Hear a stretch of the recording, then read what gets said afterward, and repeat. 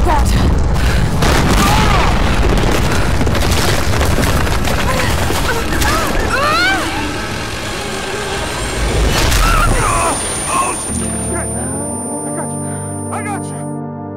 2013's Tomb Raider reboot gave us a new, and at least superficially more human, Lara Croft. Gone were the cartoonish features and Barbie doll proportions of the legendary adventurer, the new Lara Croft looked like a real person. The story half-heartedly tried to make her act like one too, showing her feel guilty about killing a deer early on. Sorry. But Lara's internal conflict was quickly swept aside as she became a walking arsenal, slaughtering enemies by the dozens with bows, pistols, shotguns, and other weapons.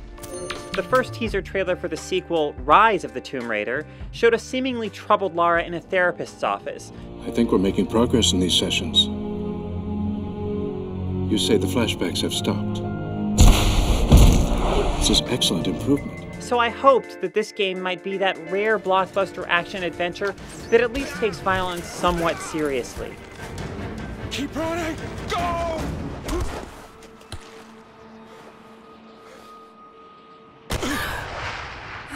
I hoped it might acknowledge that even if you were in a situation where you absolutely had to kill hundreds of really, really bad people to survive, doing so would probably leave you a little traumatized.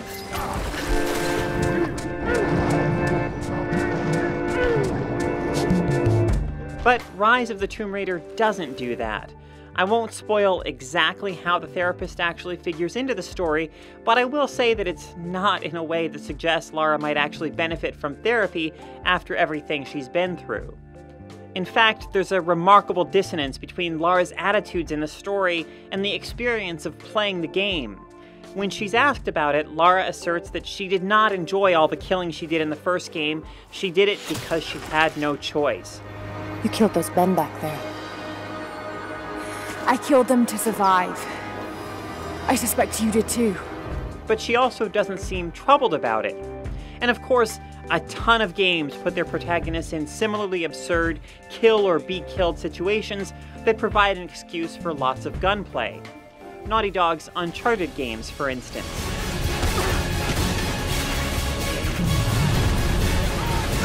Ever a dull moment, huh, Sully? But the seriousness with which Lara is portrayed makes Tomb Raider different. Lara is not a happy-go-lucky Nathan Drake type.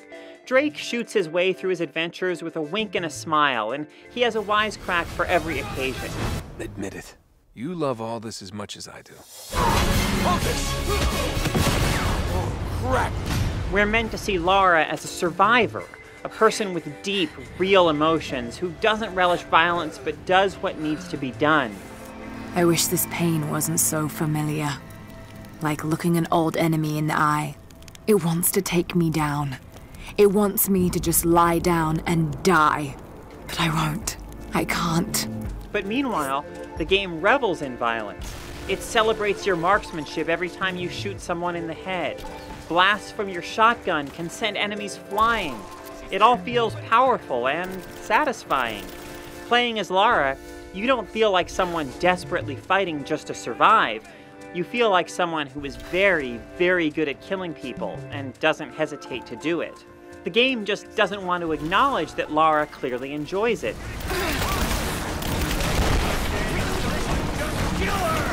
Come and try!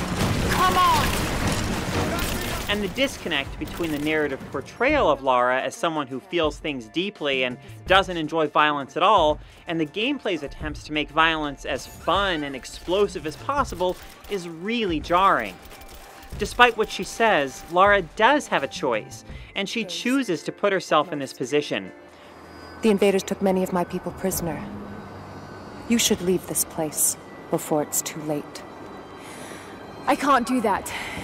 I came here for something important.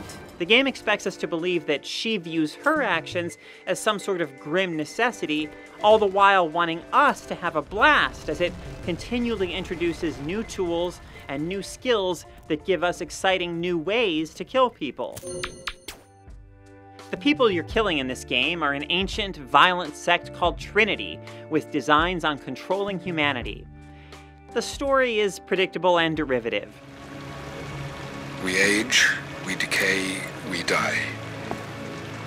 But what do we leave behind? Bones? Dust? What of the soul? Lara's late father was obsessed with a source of eternal life associated with an ancient prophet, sort of like how Indiana Jones's father was obsessed with the Holy Grail. Lara becomes obsessed with finding this divine source of immortality too.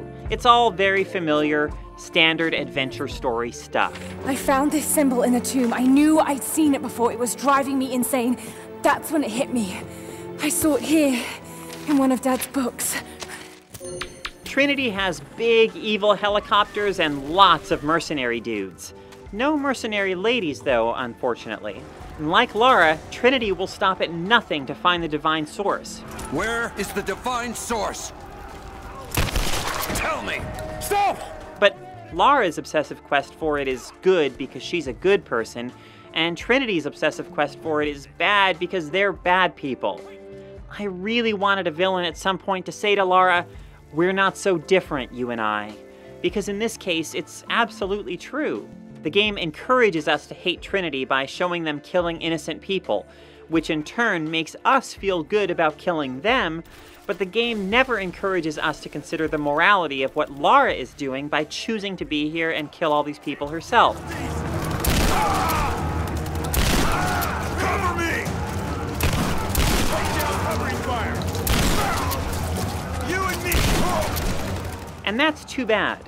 The new Tomb Raider games clearly want to humanize Lara, and exploring the emotional and psychological cost of what she's putting herself through would have made her seem more human.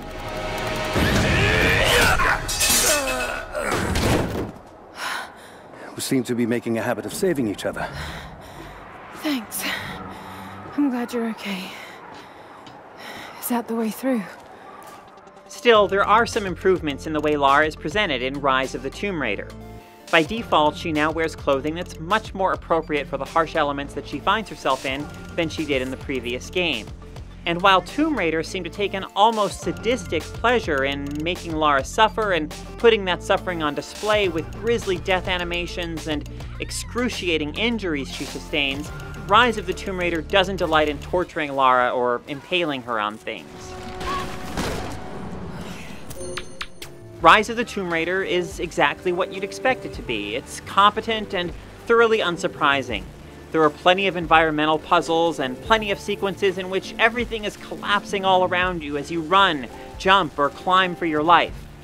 Lara is crafty and resourceful, able to whip up Molotov cocktails, shrapnel bombs, and other deadly devices from junk she finds lying around.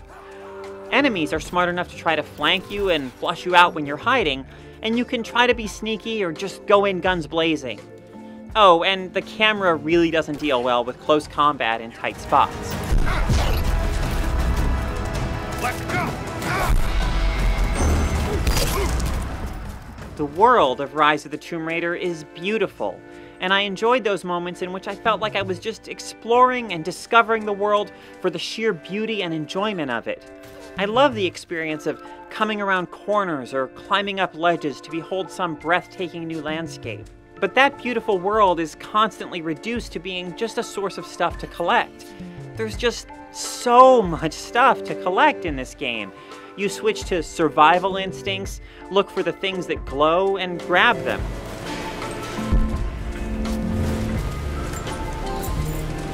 Suddenly, the world isn't this majestic, wondrous place anymore.